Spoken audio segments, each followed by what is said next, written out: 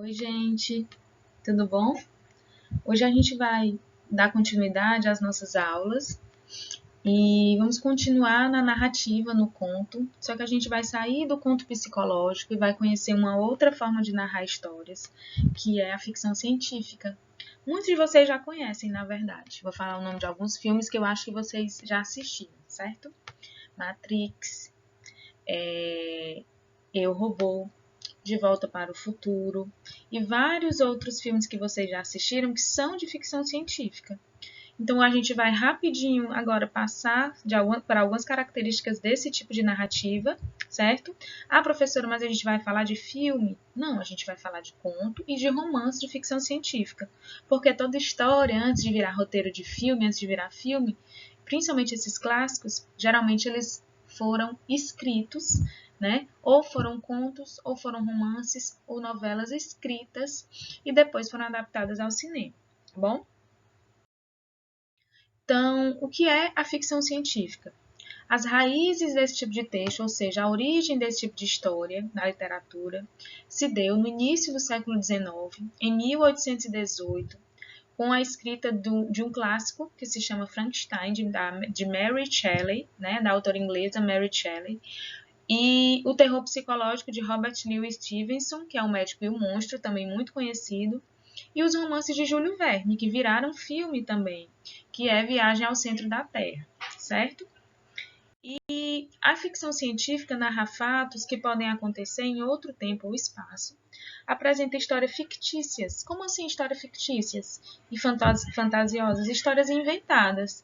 Mas essa fantasia ela é plausível. O que é que significa esse nome? Plausível. Ela é como se fosse próximo da realidade.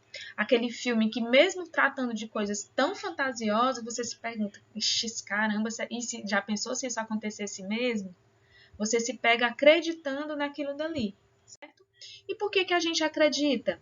Porque apesar de parecer absurdo, essas histórias nos convencem porque elas estão diretamente relacionadas às ciências, certo?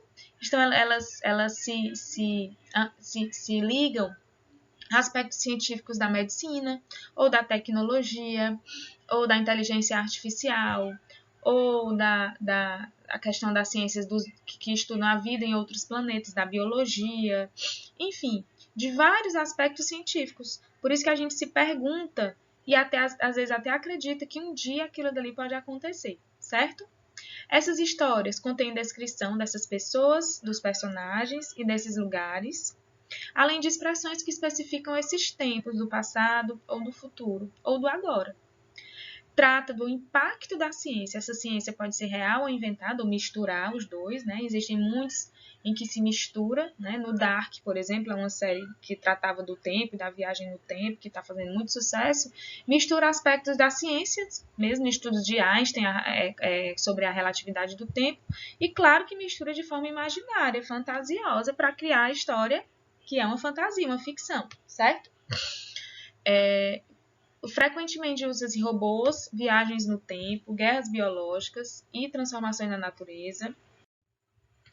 Essa ação pode gerar em torno de um grande leque de possibilidades, como viagem espacial, viagem no tempo, viagem mais rápida que a luz, universos paralelos, mudanças climáticas, totalitarismo e ou vida extraterrestre.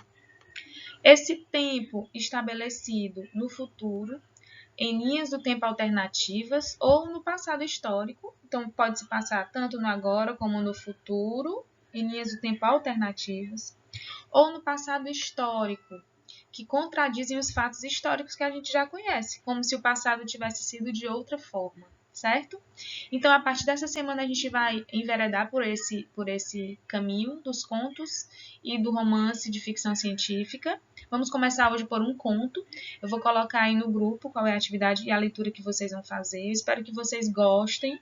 É uma leitura que é uma atividade da escola, mas também pode ser prazerosa, porque eu sei que muitos de vocês gostam desse tipo de história, certo? Então, deem uma oportunidade para a leitura, para conhecer, tá bom? E qualquer dúvida, vocês podem me perguntar.